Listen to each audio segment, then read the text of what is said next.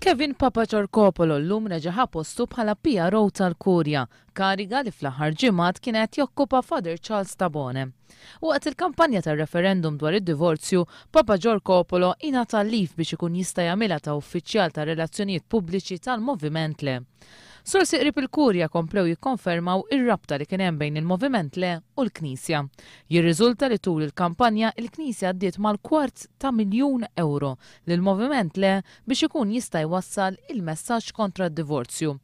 Il-Knisja ddiet ukoll proprjetà biex il-Moviment tal-Le ikun jista' jtella l-ħidma u l-attivitajiet tiegħu.